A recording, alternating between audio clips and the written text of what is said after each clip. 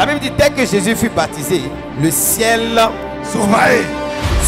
Donc quand on dit ciel ouvert, il y a beaucoup qui disent non mais attends, ciel ouvert, c'est là aussi, eux aussi, il veut dire quand quelqu'un va ouvrir le ciel là.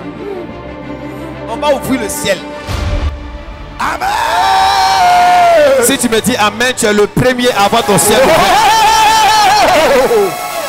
On va ouvrir le ciel.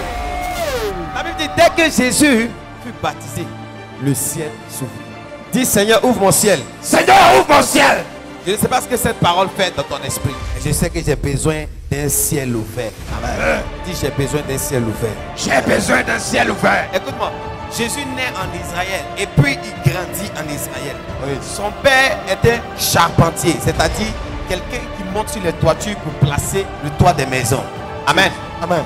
Sa mère est une servante de Dieu. Jésus est avec son père dans l'apprentissage de la menuiserie. Pourquoi Dieu lui donne un père charpentier et Dieu ne lui donne pas un père maçon ou un père boucher ou un cultivateur? Simplement parce que Jésus devait être crucifié sur une croix. Il était en bois et il devait s'habituer au bois et au clou.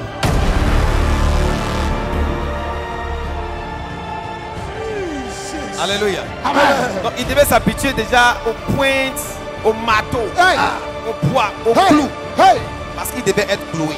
Amen. Donc c'est un père prophétique que Dieu lui donne par rapport à la mission. Amen. Est-ce que je parle à l'esprit de quelqu'un?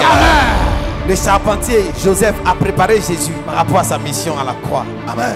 En lui montrant comment manier le bois. En lui montrant combien de fois on utilise le marteau. Comment ça fait lorsqu'on utilise le marteau ou les clous. Quand tu es un père spirituel, il te prépare par rapport à ce que tu dois devenir dans le monde invisible. Amen. Donc beaucoup de personnes ici, je suis en train de les préparer à devenir multimilliardaires. Amen. En tant que leur père. Amen. Je reçois. Donc là où tu dois, Dieu te donne un père par rapport au lieu où tu vas. Amen. Si tu dois arriver loin, Dieu te donne un père qui maîtrise déjà la structure de ton futur. Donc tu ne t'es pas retrouvé dans cette église par hasard. Hey. Tu es sous la couverture d'un champion de l'évangile. Come on, Major. Parce que tu es appelé à être un champion dans ta génération. Amen. Le premier qui lève les deux mains qui dit amen fort. Hey.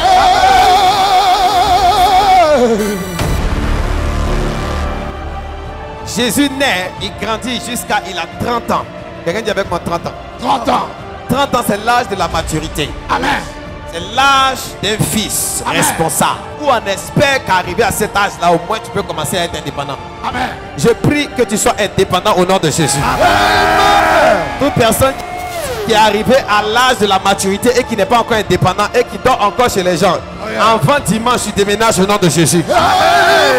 Et si tu crois à cette parole, ça se réalise dans ta vie.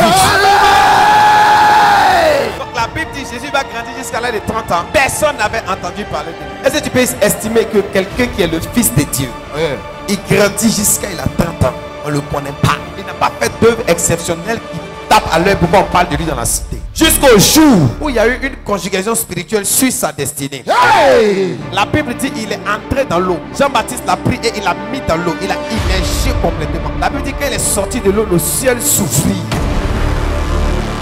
Donc depuis il est en train de marcher là. Le ciel était fermé sur la tête de Jésus lui. Hey! Il y a des gens, tu as besoin d'un Jean-Baptiste pour ouvrir ton ciel. Amen! Mais si Jésus même son ciel était fermé, toi tu es qui? Ah! Lève les mains, dis mon père, mon père. Mon père, mon père. Ouvre mon ciel. Ouvre mon ciel. Depuis Jésus est en train de marcher là, son ciel est fermé. Il a besoin d'entrer en contact avec Jean-Baptiste pour que son ciel s'ouvre. Il a besoin de manifester l'humilité. Et vous savez que Jean-Baptiste n'était pas en ville. La Bible dit qu'il était dans le désert. Donc pour que Jésus reçoive son baptême et pour que son ciel s'ouvre, il devait effectuer le déplacement de la ville dans le désert. Et c'est le problème de beaucoup de personnes. Ils ne veulent pas se déplacer. Que la faveur tombe sur toi partout, tu es au nom de Jésus. Tu n'as jamais vu un médecin aller de maison en maison commencer à chercher les malades. C'est le malade qui dit je sens qu'il y a un mal ici. Il faut que j'aille à l'hôpital pour me faire consulter. Amen. Ça c'est un malade qui est sérieux. Si tu es ici, c'est parce que tu sais que ton ciel peut s'ouvrir ici.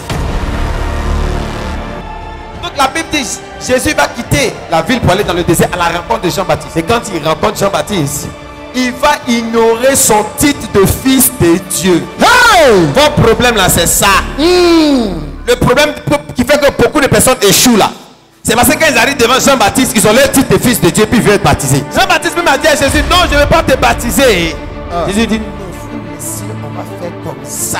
Jean-Baptiste l'a regardé et dit, non, je ne suis pas digne de délier la courroie de tes sandales. Parce que ce qu'il faut en toi est trop puissant. Hey! C'est ce que Jésus a répondu. Attends, faut me laisser. Actuellement, je souffre trop. Faut me baptiser, le ciel va s'ouvrir. Parce que quand Dieu l'a envoyé, il y avait un homme dans la saison. Yes. Il y a l'homme de ta saison, l'homme de ton temps. La personne à qui Dieu donne la clé de ton ciel. Il a dit à Pierre, je te donne les clés du royaume des cieux. Il y a des clés qu'on peut utiliser pour ouvrir ton ciel.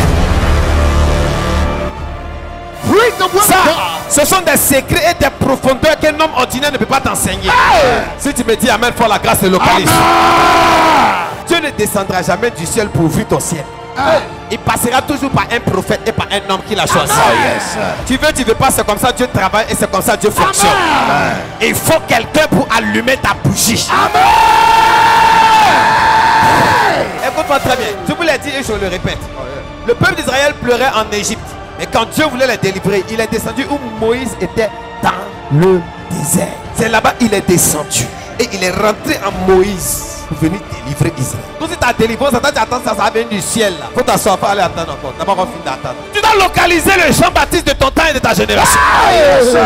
Parce que la Bible dit Jean-Baptiste était dans le désert et il criait émeute dans le désert. L'homme de Dieu de ton temps qui bouleverse, qui crée les émeutes partout.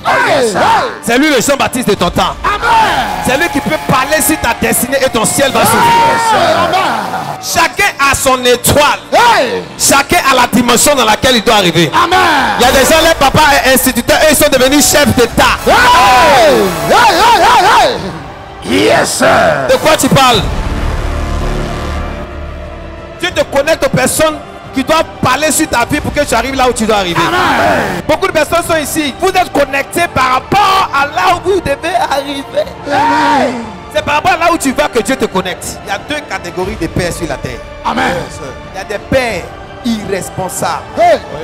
Et il y a des pères responsables. Il y a des pères qui sont pères parce qu'ils font des enfants. Mais il y a des pères qui sont pères parce qu'ils font des enfants et savent s'en occuper. Amen. Toi, ton père spirituel, elle est dans quelle catégorie? Est-ce qu'il a l'onction nécessaire pour s'occuper du problème que tu as? Amen. Senior Meta. Mesa Prophet. J'ouvre le ciel sur ta tête ce matin. Amen. Je dis, j'ouvre ta tête ce matin. J'ouvre ton ciel, j'ouvre ton ciel, j'ouvre ton ciel. Pour ta promotion, j'ouvre ton ciel. Pour ton concours, j'ouvre ton ciel. Pour ta percée, j'ouvre ton ciel. Receive in the name of Jesus. Moi, ça va être des personnes qui t'inspirent à devenir quelqu'un.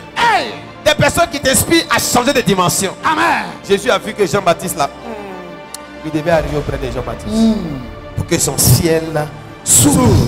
Demande à ton voisin, qui est ton père spirituel? Qui est ton père spirituel, voisin? On ne prend pas un père spirituel comme ça. De la même manière que tu ne peux pas garder tes 1 milliard dans n'importe quelle banque. Tu ne confies pas ton âme à n'importe quel homme de Dieu. Donc Jésus a regardé dans sa génération.